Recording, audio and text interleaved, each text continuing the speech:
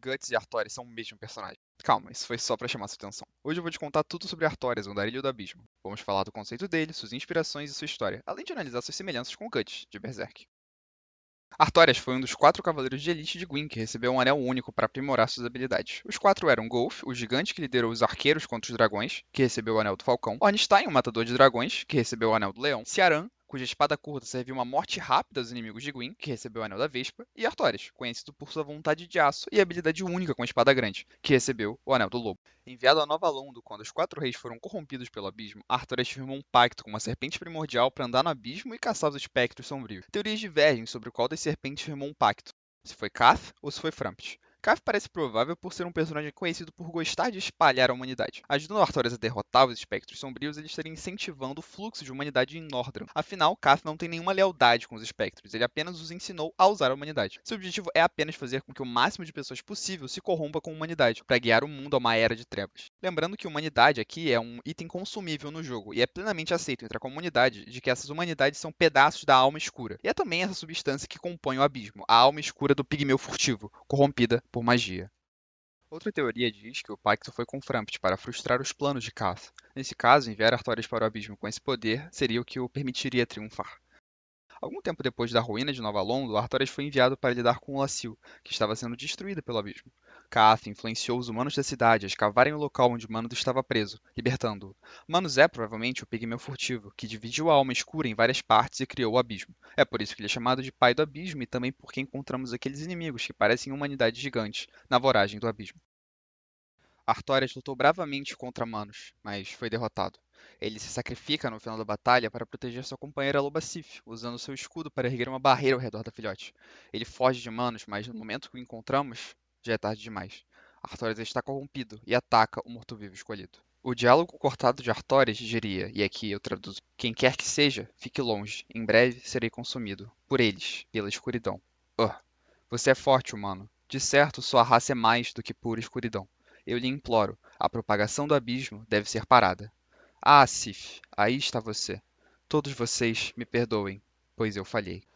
A partir desse diálogo cortado, a gente consegue supor que a batalha planejada para ele ia ser diferente. Provavelmente Sif estaria lá também. Ele se refere ao abismo como eles, o que basicamente nos demonstra que Artorias sabe contra o que ele está lutando. Ele conhece o inimigo dele. Ele sabe a essência do abismo. Ele sabe que o abismo é a alma escura. Mas falando agora da sua batalha. Mesmo usando apenas um braço, o Artorias é um dos bosses mais difíceis de todo Dark Souls 1. Ele é agressivo, usa golpes rápidos e com um ótimo alcance e se movimenta pelo campo de batalha com uma agilidade impressionante. Cabe aqui destacar o seu golpe de salto, feito às vezes 2, 3 vezes seguidas, o que só reforça sua habilidade e o seu mérito como um cavaleiro de elite de Gwyn. Ele literalmente nos derrota várias vezes com um braço nas costas. O túmulo do Artorias no presente, e presente como o momento em que se passa o jogo, é protegido por Sif, agora já crescida e usando a espada dele, do Artorias, para defender sua tumba. Sif, mesmo quando reconhece o morto-vivo escolhido do passado, ainda o enfrenta da mesma forma que faria se fosse qualquer outro. Ouso dizer que talvez ela lute até mais ferozmente. Ela não está ali por medo de ladrões quaisquer, pegarem algo da tumba de Artorias. Ela protege o anel, o pacto de Artorias, para que ninguém sofra o mesmo destino que ele sofreu. O Artorias era descrito como alguém que tinha uma vontade de aço. Se ele, poderoso como era, foi sobrepujado pelo abismo e por Manos, o que seria de alguém qualquer? É por isso que Sif luta com todas as forças. Mesmo ferida, mancando, ela ainda luta. Ela crê na causa de Artorias de enfrentar o abismo. E morre sentindo que falhou. Kiaran, a única mulher entre os cavaleiros de Ishigwin, tinha uma grande admiração por Artorias. Depois que matamos ele, ela pede por sua alma e, em troca, nos dá suas lâminas, simbolizando possivelmente que ela não vai mais lutar. O fim de sua luta. Encontramos no presente o Anel da Vespa atrás do túmulo de Artorias, logo ao lado de um corpo feminino. Ela provavelmente morreu ali, ajudando Sif e rezando por Artorias. Não há em lugar nenhum oficial alguma menção sobre a relação deles, mas há base para teorizarmos uma admiração romântica de Ciarán por Artorias. O mangá Berserk, de Miura Kentaro, ou Kentaro Miura no sentido original, é um mangá de fantasia sombria lançado desde 1989. Sua influência em Dark Souls é conhecida e assumida publicamente pela From Software. Vou falar agora um pouco sobre isso, mas sem aprofundar muito. É uma obra complexa e grande, com personagens ainda mais complexos, e o que eu vou falar aqui é apenas um pedaço minúsculo do personagem de Guts e também da narrativa de Berserk. Eu quero começar traçando algumas semelhanças entre Guts, o personagem principal de Berserk, e Artorias. Para começar, que os dois são, entre aspas, cavaleiros, fecha aspas, corrompidos pela escuridão. Em Berserk também há um mal corruptor chamado de Abismo, e um dos personagens dessa obra o descreve como um redemoinho sem fim de consciência, e como se o mal do mundo se reunisse aqui. Guts também perde seu braço esquerdo numa luta contra uma horda de demônios, e Guts usa uma espada grande, como Artorias. Há também a conexão de ambos com a figura imagética do lobo. A imagem cultural que temos do lobo é de um animal frio e sanguinário, mas ele acaba sendo um animal social e esperto. São caçadores não sanguinários. Vivem em grupo, protegendo a alcateia, capazes de grande violência, mas não bestas irracionais. É fácil ver Artorias como o lobo, o animal inteligente que vive em bando e protege os mais fracos, além de ele ter, né, o anel do lobo e andar literalmente com uma luva como sua escudeira. Mas e Guts? Guts também se encaixa nessa figura de lobo. Além de sua besta da ira, a representação de sua raiva ser um lobo, há, ao longo da obra, vários temas que se relacionam o personagem com o lobo. Seja quando ele se vê cercado por lobos ainda na infância e precisa matar todos eles com uma espada sozinho, ou quando sua figura paterna lhe diz que não o queria, foi ele quem o seguiu como cão abandonado.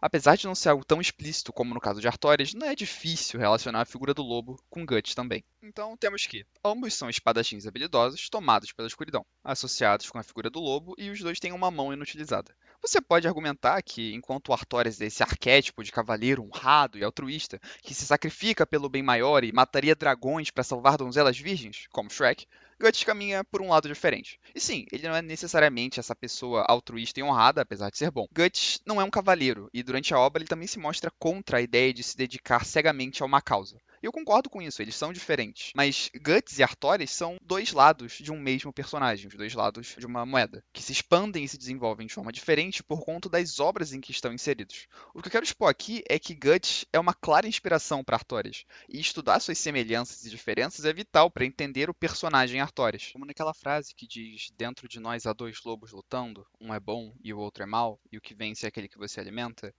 É como se o Artorias fosse o Guts não traumatizado, aquele que teve como alimentar o seu lobo bom, enquanto que Guts nunca teve esse. Consigo ver um caminho que indique que Artorias ele se sacrifica como um herói trágico, morrendo como herói antes de viver o suficiente para se tornar o vilão, aquela frase do Batman. E eu queria deixar também uma provocação, que ele morre protegendo Sif, ele morre alimentando um lobo, seu lobo bom. Mas agora voltando a falar só de Dark Souls, o Artorias foi reverenciado como um herói, apesar de ter falhado. Quem realmente derrota Manos é o morto-vivo escolhido, o nosso personagem, que foi levado até lá pelo Manos em pessoa, através do tempo e do espaço. Mas apesar de falhar, ele ainda influenciou muito a história de Lordaeron. A lenda do Cavaleiro Artorias, o Andarilho do Abismo, é conhecida por todos. Um dos melhores espadachins vivos que derrotou hordas de espectros sombrios em Nova Londres e foi o primeiro a resistir à corrupção do Abismo, fazendo um pacto com uma serpente primordial por esse poder. Quando ele eventualmente é derrotado, é se sacrificando para proteger Sif. E o seu legado é tão grande que chega em Lothric, em Dark Souls 3, onde a Legião dos Mortos-Vivos de Faerûn, os Vigilantes do Abismo, o Abyss Watchers, seguem a missão de defender o mundo contra o abismo. E é dito, na lore desse jogo, que eles partilham do sangue do lobo, e que suas almas estão fundidas entre si com a do mestre do sangue do lobo, que é claramente Artorias. Porque, bom, essa legião luta como Artorias com espadas semelhantes à sua e continuam a guerra contra o abismo, mesmo depois de tanto tempo desde a morte de seu mestre, da mesma forma que Sif fez quando Artorias morreu. E talvez seja por isso que Artorias se sacrifique, porque ele sabe o que Sif faria por essa missão, porque sabia do poder dela. Então, se não fosse por Artorias e Sif, podemos apenas supor o que teria acontecido na história de Dark Souls. Eu tenho vontade de falar mais um pouco sobre Berserk e Dark Souls e fazer vídeos dos personagens, chefes, coisas assim, da série Souls. Se você gostou desse vídeo, deixa um gostei aqui embaixo e comenta um personagem de Dark Souls que você gostaria que eu fizesse um vídeo sobre. É isso, até mais.